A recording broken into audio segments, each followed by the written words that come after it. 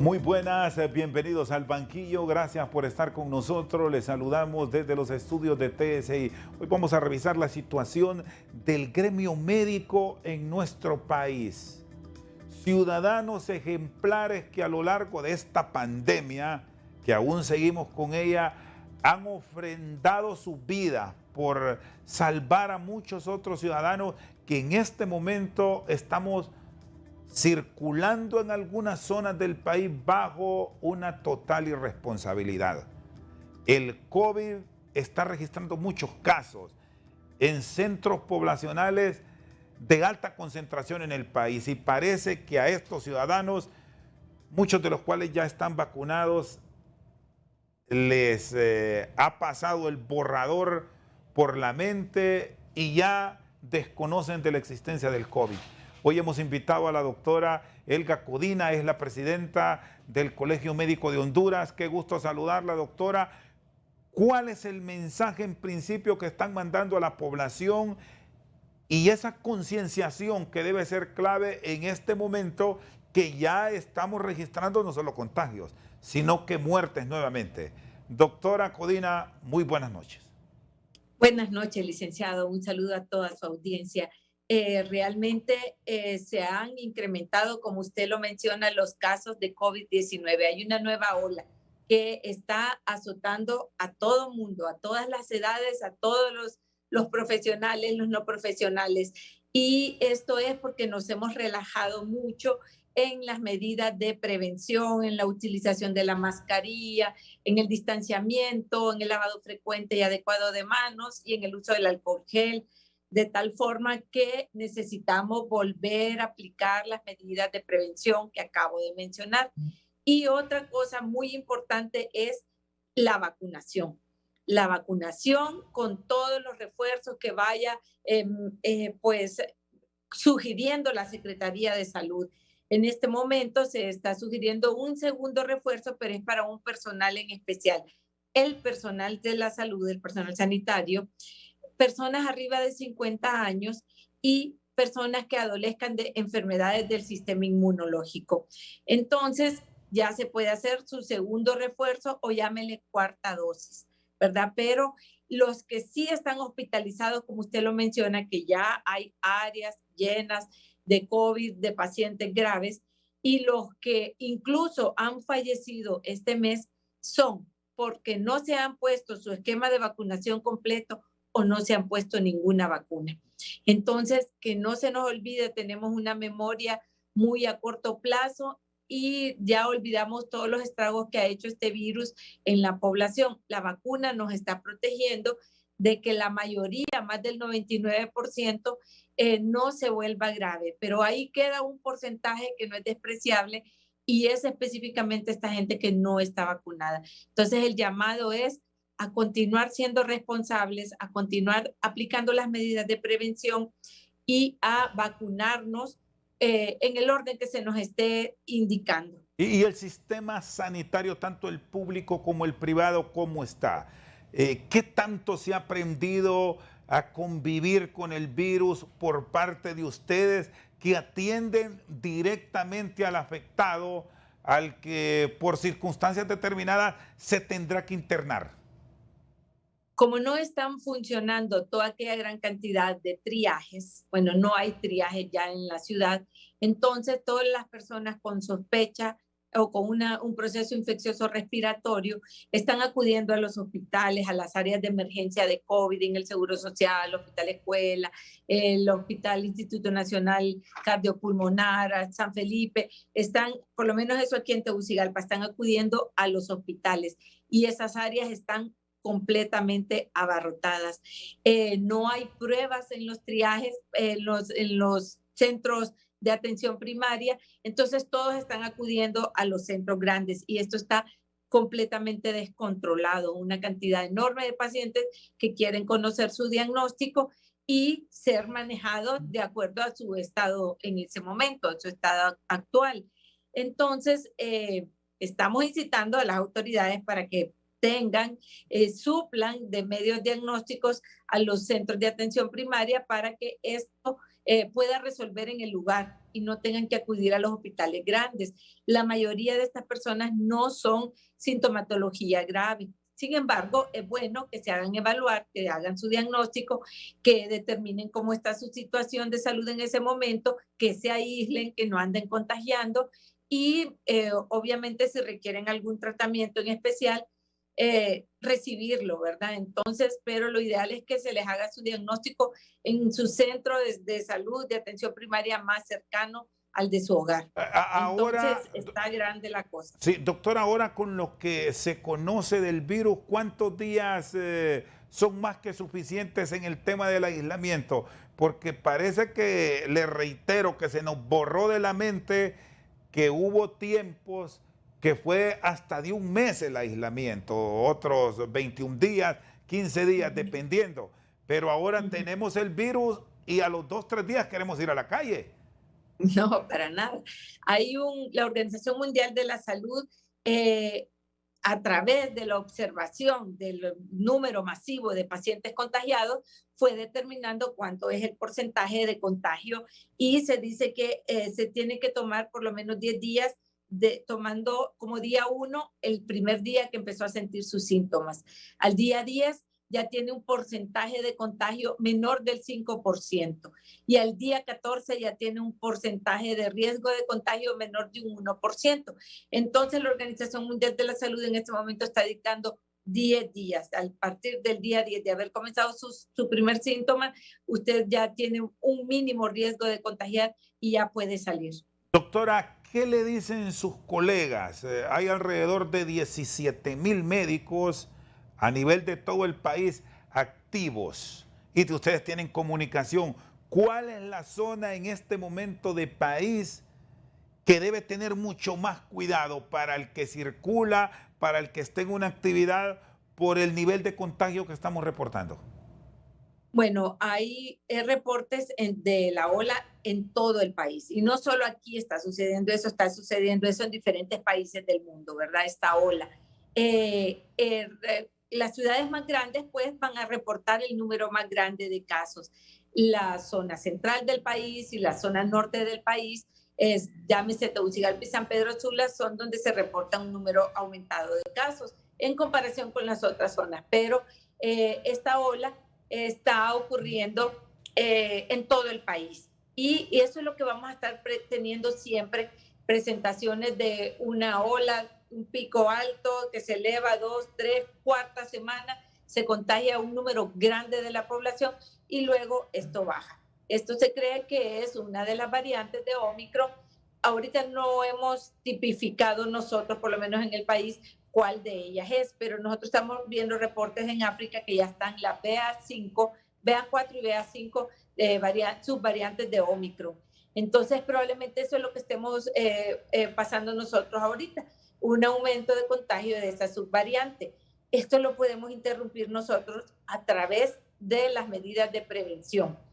Y vuelvo a repetir, si el Omicron no es una variante que dé una severidad tan alta de los casos, pero sí tiene una alta contagiosidad. Entonces, tenemos que prevenir, tenemos que tomar las medidas de prevención. Cuando una persona anda con tos, inmediatamente que investigue su diagnóstico y que se aísle. Inmediatamente que se aísle. Ya muchas personas andan en la calle con una tosecita y esa tosecita puede ser COVID en una persona vacunada, porque como la vacuna nos protege de no presentar un cuadro grave, podemos andar ahí bien tranquilos contagiando de COVID a todo el mundo. Doctora, ¿y hay forma cómo se vaya avanzando en el tema de la vacunación para muchos ciudadanos que ya pasaron más de 6 meses y hasta mucho más tiempo de haber recibido una tercera dosis y que ellos quieren reforzar su sistema inmune colocándose una cuarta vacuna, pero por la edad que tienen el mismo sistema los excluye? ¿Qué piensa usted como especialista en el área? ¿Deberá la autoridad sanitaria revisar eso ante la apatía de una gran cantidad de ciudadanos que ni siquiera una vacuna se han puesto? Sí, realmente que existen los extremos en la población. Unos son bastante exagerados y otros pues que realmente apáticos como usted menciona, ¿verdad? Pero para la persona que se siente que está desprotegida, que hace más de 6 meses se puso su primer refuerzo, llámese tercera dosis, y quisiera aplicarse el cuarto refuerzo, la cuarta dosis, perdón, esta persona puede pasar a un laboratorio privado, cuantificarse su número de anticuerpos y si tiene un número adecuado de anticuerpos, que no tema, ¿verdad? Si tiene un número bajo, yo creo que las autoridades perfectamente están accesibles a aplicarle su segundo refuerzo. Este segundo refuerzo ha habido muchas opiniones de los expertos, ha habido controversia, a tal grado que hasta este momento solo está indicado para la población que mencionamos, personas mayores de 50 años, personas con enfermedades inmunológicas y todo aquel personal de la salud, ¿verdad? Entonces, cuantificarse sus anticuerpos, si ya no tiene, hasta puede presentarse en un centro de vacunación y decir, mire, tengo muy bajo mi nivel de anticuerpos y yo quiero mi siguiente dosis. Y no creo que haya ningún problema en aplicársela. Sí, porque ese es un reclamo que lo hemos escuchado en gran parte de la población que desea este cuarto refuerzo, pero tal vez estamos hablando de ciudadanos que son de 40, 35 años y actualmente solo aplica para mayores de 50. Así es, iniciaron diciendo tercera edad, mayores de 60, lo ampliaron a mayores de 50. En los menores de 50 pues, y que no tienen una comorbilidad inmunológica y que no son personal de salud, pues no les correspondería. Pero yo misma pienso que no creo que ninguna autoridad le niegue esa dosis de esa vacuna a una persona que esté demostrando que tiene bajos sus anticuerpos. Yo más bien pienso que la gente se ha puesto muchas dosis. Alguien me decía, yo me he puesto como 6 o 7 dosis de la vacuna y porque empecé con Sputnik, a raíz de que Sputnik no se la valían para viajar, me tuve que poner otro esquema de otro, y ahí vinieron los refuerzos y me puse mis refuerzos. Ya llevo como 6, 8, dicen, ¿verdad? Entonces, lo que está ocurriendo más bien es que algunas personas están bastante preocupadas y están bien puntuales esperando que les corresponda el tiempo para aplicarse su siguiente refuerzo. A aquellas personas que no lo quieren hacer por cuestiones de mala información que se les ha dado en los medios, a esas personas yo les digo que hasta el momento no se han muerto masivamente personas por la aplicación de la vacuna. Se decían que era un chip, que nos íbamos a morir a los 3 meses, que nos íbamos... ¿Cuántos meses han pasado? ¿Cuántos millones de personas estamos vacunados? ¿Y cuántos millones han muerto por la vacuna? Una que otra persona se ha dicho que ha presentado eventos severos que a la larga se resuelven y que realmente se le ha adjudicado este evento a la vacuna, porque la vacuna no es totalmente inocua. Ya sabemos que nos puede dar dolor en el sitio de aplicación, nos puede dar fiebre, nos puede dar dolor de cuerpo, cefalea, dolor de cabeza, nos puede dar manifestaciones. Comparadas esas manifestaciones con la protección que nos da de morir, yo la soporto, yo soporto. Entonces yo invito a la gente que no quiere vacunarse, yo la invito a vacunarse porque es un gran beneficio el que están obteniendo con la vacuna y no están antojadizamente aplicándose un siguiente refuerzo. Eso lo ponen en base al número de anticuerpos que estamos produciendo y el tiempo que pasa. Se ha visto que después de 4 o 5 meses ya nuestros anticuerpos que nos protegen han bajado a un número tan considerable que lo ideal es ponerse un siguiente refuerzo. Muy bien, está con nosotros la señora presidenta del Colegio Médico de Honduras, Helga Codina. Vamos a una pausa, ya venimos con más.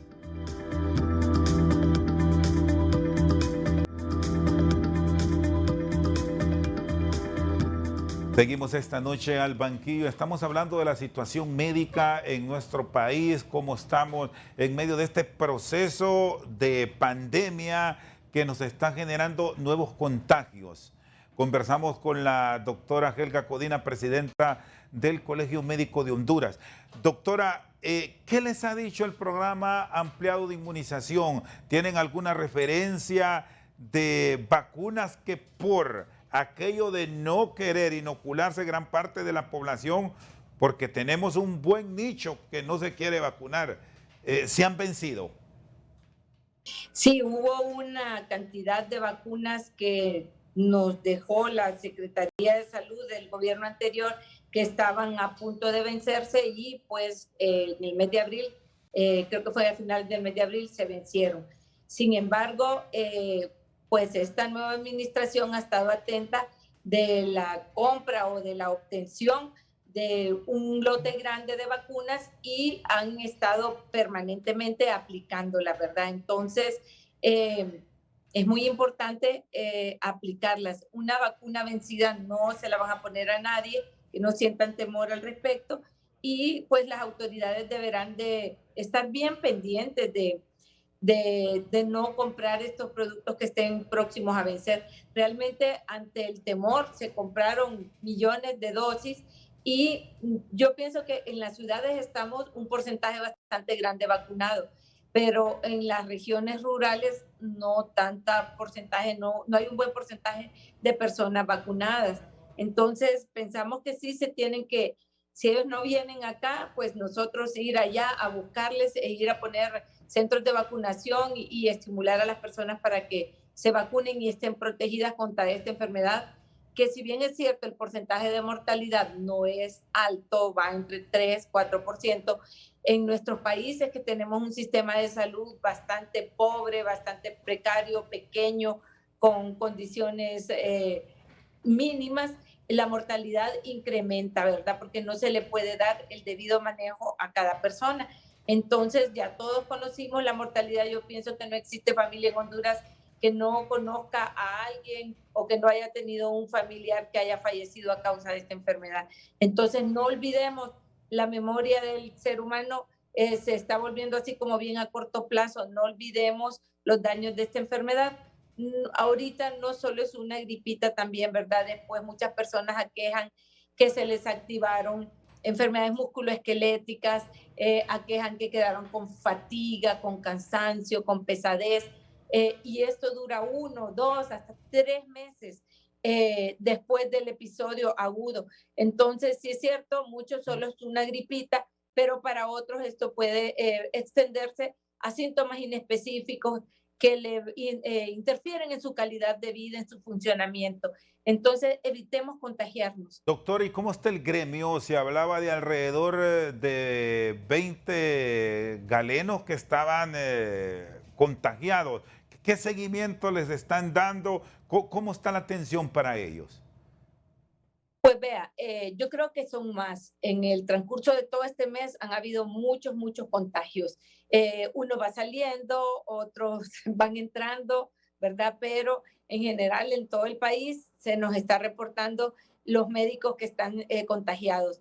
Obviamente al momento de presentar las manifestaciones, buscan la forma de hacer su diagnóstico específico para no ir a contagiar. Nosotros como médicos tenemos que acercarnos a las personas, si bien es cierto con mascarilla, pero nosotros somos de riesgo tanto para adquirir el virus como para contagiarlo. Entonces, en el momento que se contagian, pues es muy importante hacer diagnóstico y aislarlos. Doctor, estamos ahora mismo, sí, perdón, doctor, estamos ahora mismo con otra ola de enfermedad, es el dengue, y tiende a confundir mucho. Hemos ya tenido experiencias que ustedes, los médicos, nos han contado que muchos ciudadanos piensan en función de que están infectados de dengue, Así por es. lo parecido que resulta la patología, pero puede ser COVID. ¿Qué diferencias hay y qué nos recomienda para salir de esas dudas? Bueno, el dengue es un cuadro viral febril, ¿verdad? No da tos, no da diarrea. El dengue es fiebre, cefalea, dolor retroocular, dolor muscular, escalofríos. Es una fiebre incapacitante, una fiebre quebrantahuesos se llama. Y tiene que, obviamente, el antecedente de la picadura del mosquito. El, el COVID es un cuadro respiratorio, invariablemente. Van a presentar tos, obstrucción nasal, sí, también van a presentar fiebre, dolor de cabeza, dolor de cuerpo, pero va a tener síntomas respiratorios.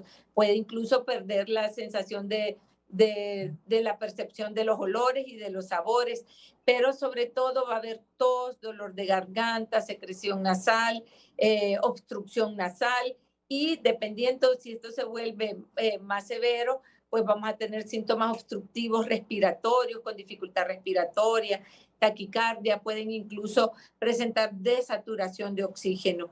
Entonces, uno es un cuadro respiratorio febril y el otro es un cuadro puramente febril, bastante severo. ¿Y qué esperan coordinar? Y aquí quiero involucrar a los alcaldes municipales para tener control sobre estas dos enfermedades que si no se atienden nos van a seguir dejando dolor, llanto, luto. Así es, pues con el COVID, pues ya todos nos volvimos expertos en COVID, ¿verdad? Las medidas de prevención y la vacunación que se está haciendo. En cuanto al dengue, fíjese que el último brote que entró en una emergencia sanitaria fue en el 2019. Han bajado los casos en relación a ese brote, pero se han mantenido. En épocas de lluvia empeora, son enfermedades reemergentes. Entonces, aquí lo que tenemos que hacer otra vez prevención, es una prevención relativamente distinta. Lo que tenemos que evitar es el crecimiento del zancudo y también evitar que nos pique. Para evitar el crecimiento del zancudo, el zancudo crece en las larvas se reproducen en las aguas estancadas, idealmente limpias. Entonces, nosotros tenemos que en nuestras casas limpiar las pilas, por lo menos semanal, drenarlas, hacerles un lavado, ponerles desinfectantes, perdón, insecticidas, el herbicida, el BTI, y también en nuestra casa tenemos plantas de agua, tenemos recolecciones de agua. Todo eso hay que estarlo cambiando periódicamente y lavando, evitando en los patios, las llantas, las plantas, las maceteras que se cargan mucho de agua, que no tengan las aguas estancadas. Los solares baldíos, en las plantas, en todo eso, se retiene agua limpia y ahí crece el zancudo. Siente que Entonces muchos, son siente doctora que en algunos casos autoridades municipales han sido muy blandas con esto del Pues dengue. yo, pues fíjese que realmente se abandonó todo esto en la pandemia, ¿verdad? Porque nos dedicamos al COVID. La Secretaría de Salud se abocó específicamente al COVID. En este momento ya están volviendo a tomar. El problema es que el sistema de salud no tiene programas de prevención. Por eso fue que fue derogada esta ley marco, ¿verdad? Porque es una ley que es lesiva para la población. Entonces ahorita ya se está haciendo como una etapa de transición en la que se están optando por una ley que proteja a la población. Entonces se están tomando ya las medidas de prevención. Lo que sucede es que no solo está en las autoridades. Yo estoy de acuerdo, las autoridades tienen que hacer su función, su labor, pero todos nosotros tenemos que ser responsables y tomar la decisión en este momento. Voy a ir a revisar mi casa, voy a ir a revisar mis plantas, voy a revisar todo, en el techo, los canales, ahí se retiene agua, o sea, muchas partes en lo que uno pudiera pensar que no está ocurriendo retenciones de agua, ahí las hay y hay que buscarlas. Entonces tenemos que hacer una búsqueda en nuestra casa, tenemos que cuidarnos todos de este dengue. El dengue, si bien es cierto, la mortalidad es mínima, pero es mínima en nosotros, en las personas que tenemos un sistema inmune competente, pero los más vulnerables son los niños y los ancianos y ya han habido casos de mortalidad en dengue. Las salas de emergencia están llenas, aborretadas de pacientes con dengue y el dengue es una enfermedad bastante fuerte que puede ser con un alto grado de mortalidad en niños y en ancianos. ¿Y cómo está el sistema público, que es donde va la mayoría del pueblo hondureño en cuanto a los medicamentos para atender esta enfermedad como tal y muchas otras patologías que ya las vamos a desarrollar en el otro segmento, doctora Codina? Eh, pues el sistema de salud está, bueno, está lleno, ¿verdad? Eh, Podemos decir que hasta el momento no se puede declarar una emergencia porque todavía se está pudiendo hacerle frente a la cantidad de casos de dengue que están llegando. Pero vamos en ese camino directo a una emergencia sanitaria en dengue y esto lo podemos interrumpir nosotros evitando las picaduras del insecto y evitando que crezca el insecto. Muy bien, está con nosotros la señora presidenta del Colegio Médico de Honduras, la doctora Elga Codina. Una pausa, ya regresamos.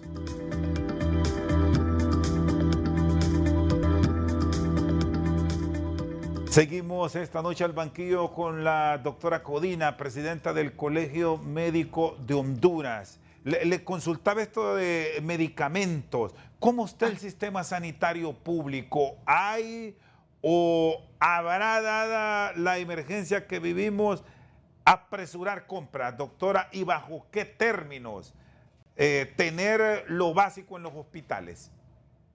Pues veas, se han tenido que hacer compras directas, que eso no está en la ley de contratación del Estado, porque no es la forma más transparente de obtener productos, ¿verdad? Tanto por los costos como por la calidad, tienen que regirse por la ley de contratación del Estado.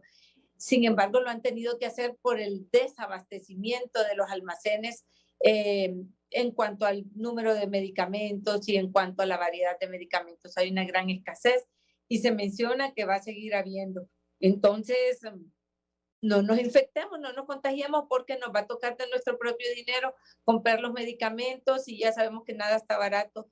Hay un gran desabastecimiento realmente y lo ideal es que se hagan licitaciones de las compras y que se hagan por mecanismos como están en los reglamentos y en las leyes del país. Sin embargo, se han tenido que hacer de forma diferente con el objetivo de aligerar las compras. Y esto es producto de no haber planificado, de la emergencia que nos tomó sin esperarla en el término que tenemos el repunte hoy de casos, o cuál es el análisis que tiene la Junta Directiva del Colegio Médico. ¿Por qué no tenemos lo básico? Pues ya tenemos 5 meses con el nuevo gobierno, ¿verdad? Yo sé de la situación como recibieron la Secretaría de Salud, un caos total. Sin embargo, en el momento que se recibió, si se hubiera en ese momento recibido y se hubieran empezado a hacer los procesos de compras de medicamentos y todas las gestiones, consideramos que en este momento estuvieran saliendo libremente los productos. Realmente ha habido un retraso en estas gestiones, ¿verdad? Entonces, consideramos que sí, se tiene que desde este momento poner mano al respecto y darle la debida importancia, porque el Estado lo que ofrece en cuanto a salud, a seguridad social de los hondureños, realmente es diagnóstico y tratamiento. Entonces, por lo menos eso se le debe de dar, diagnóstico y tratamiento, porque la salud, la seguridad social no solo es eso, la seguridad social incluye una seguridad ambiental en cuanto a una vida saludable, incluye a medidas de prevención, a educación en salud, incluye todas las medidas, los métodos para hacer diagnóstico, el tratamiento, que es lo que se da en los hospitales, y después lo que se le llama la rehabilitación, que es el manejo de aquella persona que salió de una hospitalización y que no sale al 100%, se le tiene que continuar dando un seguimiento. Además, hay una serie de enfermedades que no se curan, que se controlan, y esa es parte de la seguridad social de todo hondureño. La seguridad social incluye también pues las ayudas para las personas que ya no trabajan, invalidez, vejez, muerte. El concepto de seguridad social es algo bien amplio, no solo es dar consulta en un hospital, y prácticamente la Secretaría de Salud, eso es lo que da el diagnóstico y tratamiento. Entonces se tiene que ampliar toda esta forma de brindar seguridad social a toda la población, dar prevención, dar educación en salud, búsqueda de factores de riesgo, búsqueda de enfermedades para evitar que éstas se presenten o que las que ya las tienen, evitar que se compliquen. Entonces, sí hay que pensar en un sistema de salud más amplio, brindarle al hondureño una salud digna para todos y que sea gratuita, universal y gratuita, ¿verdad? Aprovechando ahorita que esta ley marco fue derogada, esa ley lesiva para los hondureños, es el momento para introducir un modelo de atención en salud mucho mejor, ¿verdad? Por lo menos, doctora, según el análisis que ustedes han hecho, ya me dice que no están de acuerdo con esa compra directa, que habrá que buscar un mecanismo para encontrar una solución que permita un abastecimiento en parte para el sistema hospitalario público. Estamos claros que nunca ha estado al 100%, jamás en la historia del país, por lo menos de los últimos 40 años, pero al menos para tener lo básico, ¿qué se requiere? ¿Hay Bueno, estimados? sí. Sí, si ellos conocen que el proceso de gestión, de licitación, de compra dura 3 meses, o dura 4, o dura 5 o 6, tiene que empezarse a hacer con tiempo antes de que llegue pues el término de la cantidad de medicamentos. El número de medicamentos se tiene, si ahora todo está sistematizado a través del sistema que tiene la Secretaría de Salud y el Seguro Social, se puede saber cuántos medicamentos son los que se imparten, cuántos pacientes hay de determinada patología, cuánto se necesita para 6 meses, para un año, no sé, de acuerdo a cómo hagan las licitaciones de compras, y eso todo está sistematizado. Entonces se puede conocer, se puede saber, solo se tienen que adelantar a los procedimientos porque todos estos procedimientos llevan un tiempo, meses. Entonces, para que exista un adecuado abastecimiento, siempre en el gobierno anterior se nos decía los almacenes están abastecidos un 80%. Jamás hemos visto nosotros un abastecimiento del 80% de medicamentos, ¿verdad? Se tendrían que hacer inversiones millonarias. Y hablando de inversiones, siempre mencionamos que se tiene que cambiar el presupuesto para salud, se tiene que dar un incremento a ese presupuesto de la salud que dependa directamente del presupuesto nacional, un porcentaje, creo que estamos en un 7% y por lo menos tiene que ser un 9, un 10% del porcentaje nacional, porque se está manejando la Secretaría de Salud con bajos fondos. Se hizo un aumento al presupuesto, pero es para infraestructura.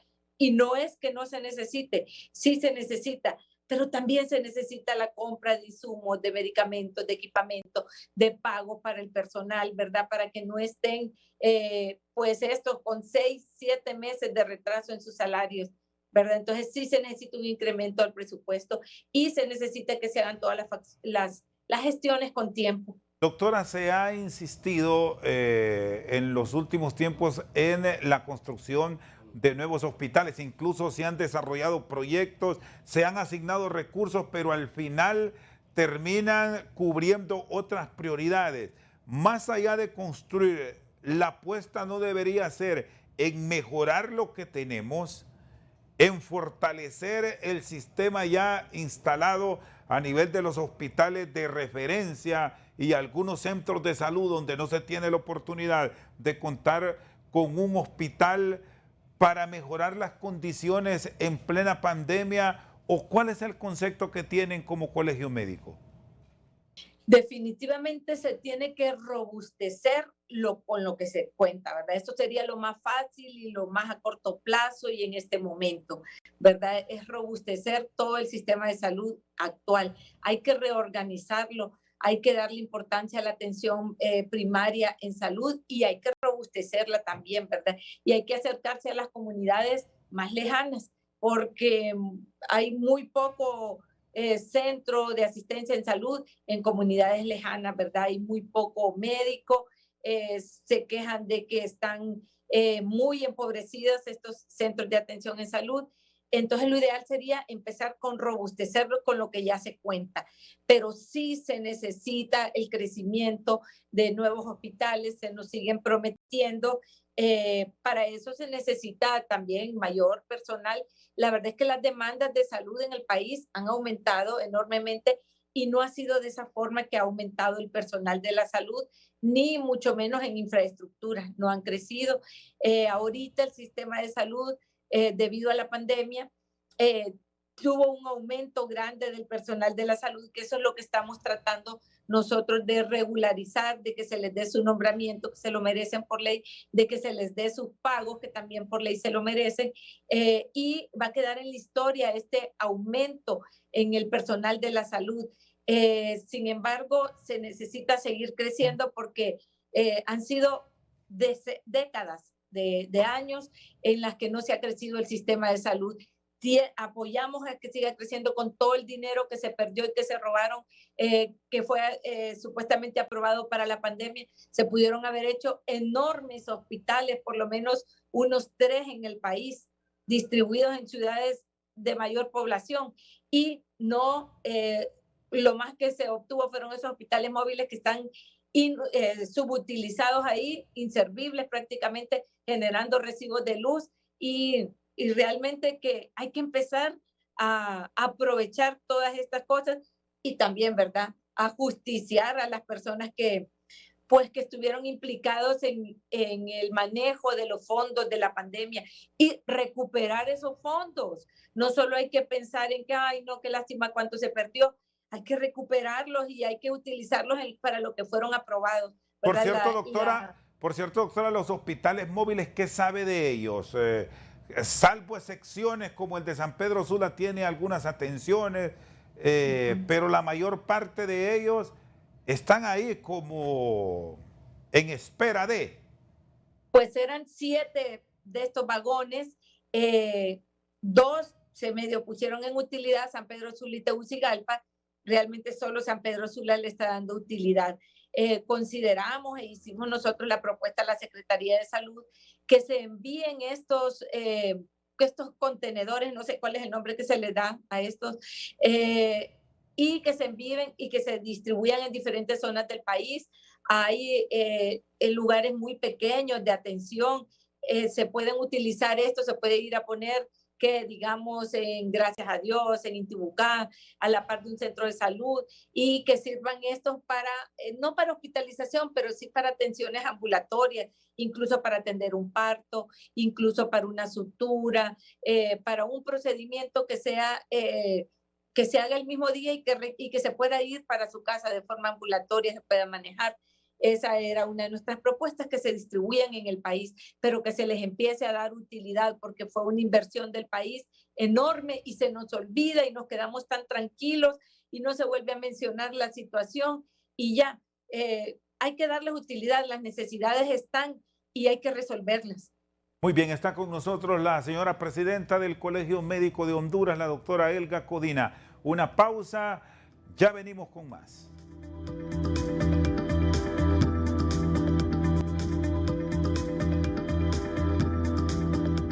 Seguimos al banquillo con la señora presidenta del Colegio Médico de Honduras, doctora Elga Codina. Bueno, hablábamos de la gran fortaleza que ha ido tomando el gremio médico y el personal de la salud con la integración ya al sistema.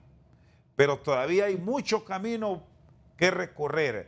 A hoy, ¿cómo están? ¿Cómo se ha ido saldando esa deuda que tenía la autoridad sanitaria?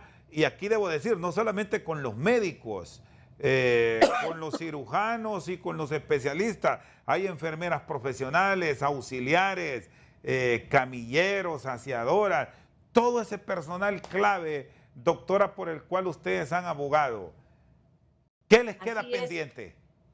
Así es, somos un equipo, trabajamos todos unidos.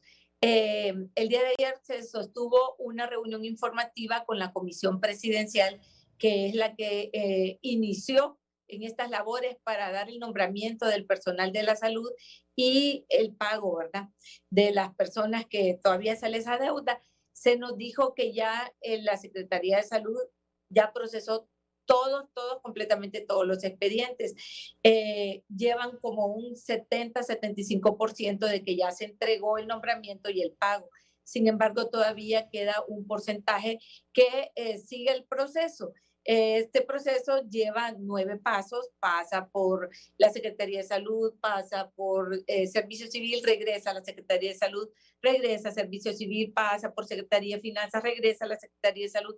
Entonces ya se procesó, por lo menos en el primer paso ya se procesaron absolutamente todos los expedientes y pues se considera que en unos 10 a 14 días va a estar completamente resuelto todo. Sin embargo, las personas están desesperadas en la costa norte, hay asambleas, hay plantón, hoy precisamente va a haber uno a las 6:30 de la tarde en el Monumento a la Madre en San Pedro Sula, pidiendo pues el pago de sus salarios. Consideramos que esto es inhumano completamente.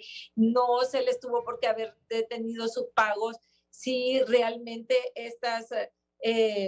no está una estructura presupuestaria hecha para una plaza fija. En eso se han estado demorando parte de todo este año, pero el salario se les tiene que cancelar a estas personas. Entonces, nosotros esperamos que este mes sea el 30 de junio, el último día en el que se le pague al último personal de la salud a quien se le adeuda su salario, ¿verdad?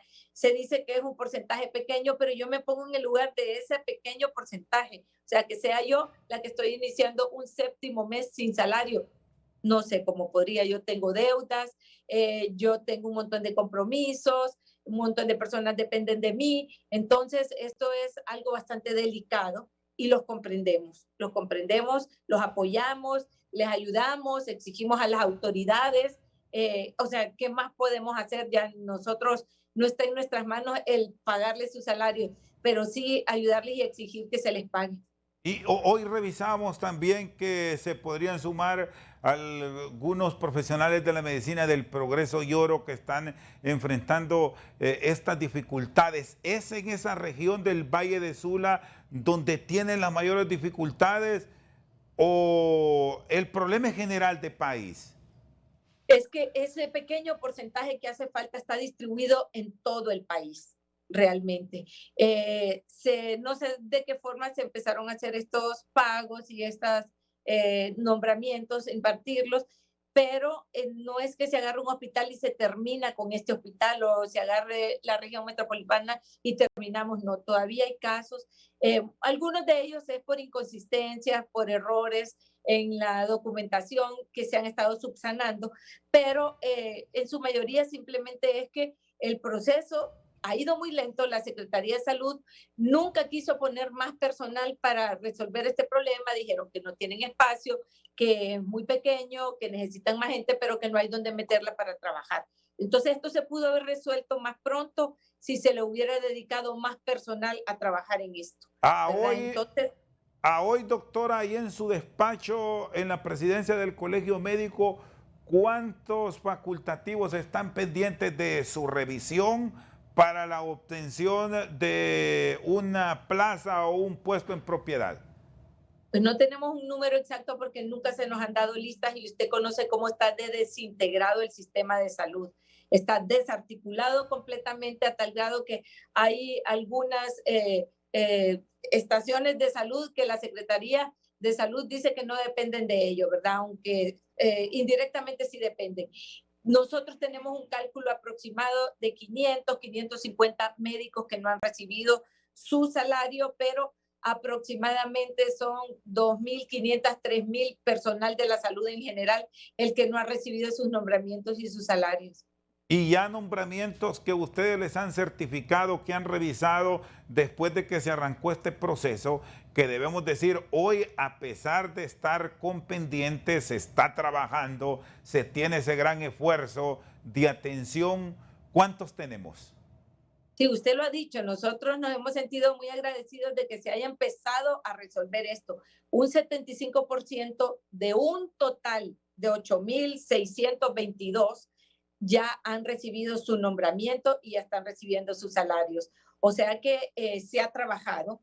Nosotros nos quejamos por la lentitud, ¿verdad? Pero de que se ha trabajado, se ha trabajado. De que se ha resuelto, se ha resuelto. De que ha habido buena voluntad política, la hemos podido ver. Y precisamente el día de ayer en la sesión, nosotros abogábamos por una buena voluntad política por los médicos de la Mosquitia, ¿verdad? Que no todo el mundo se quiere ir a esa zona postergada del país, una zona tan cara y de tan difícil acceso, y los que están allá los deberían de estimular, los deberían de retener ahí, de atraparlos, ¿verdad? Y no tenerles adeudados salarios o no quererles dar su nombramiento.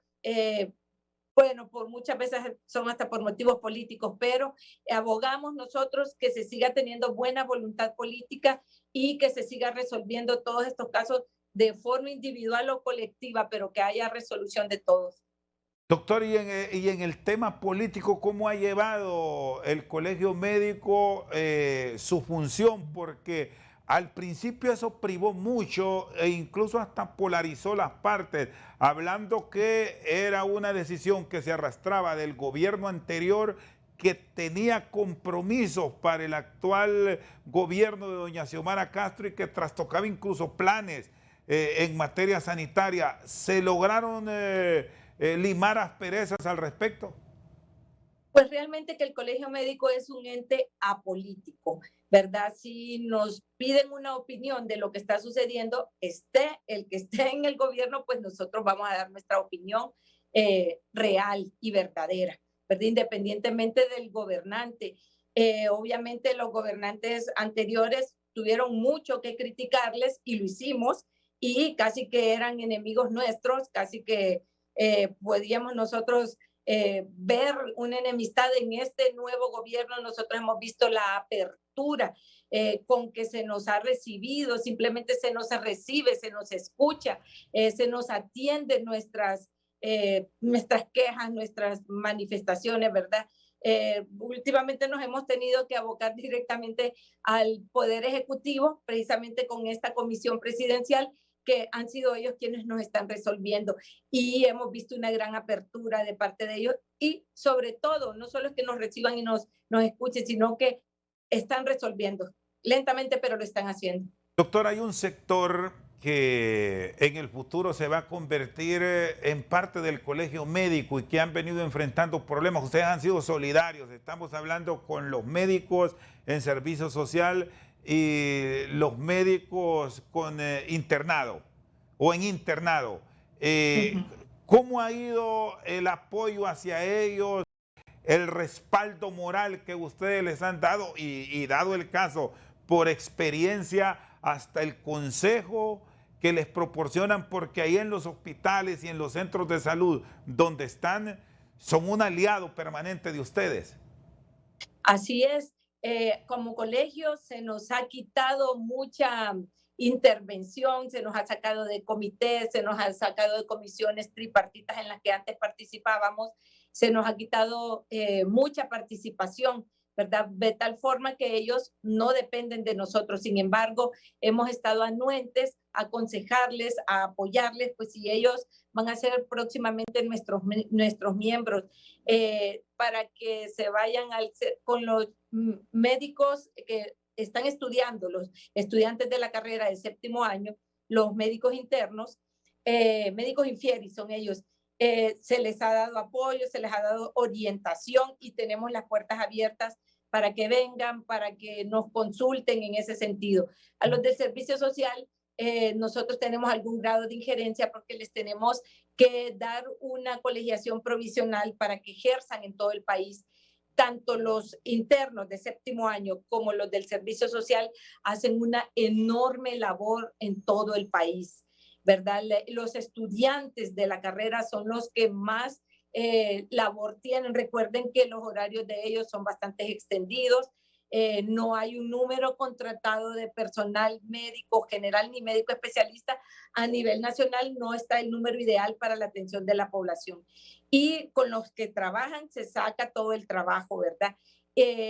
Son médicos que están distribuidos en todo el país, los del servicio social, en las comunidades más postergadas, y el quitarles a ellos su servicio social o el que ellos paren, se detengan, significaría que por lo menos 2 médicos generales cubran el trabajo de un médico en servicio social y los costos pues obviamente serían más grandes para el Estado. Entonces nosotros consideramos que este personal, que si bien es cierto, son estudiantes que están haciendo su última práctica en su carrera, que en muchos lugares no tienen una supervisión de otro médico ya graduado o de un especialista y que están haciendo una gran labor. Este personal hay que cuidarlo y este personal lo mínimo que se puede hacer es darles su salario beca. En otros países no se les llama beca, se les llama salario. Están trabajando y reciben una remuneración salarial mensual. Recuerde que muchas veces ni viven en esa zona, se van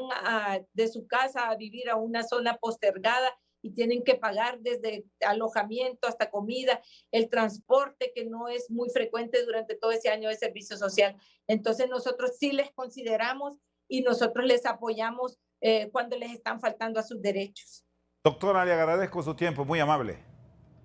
Muchas gracias a usted también. Un saludo. La señora presidenta del Colegio Médico de Honduras, la doctora Elga Codina, con nosotros esta noche al banquillo. Por su sintonía, muchas gracias.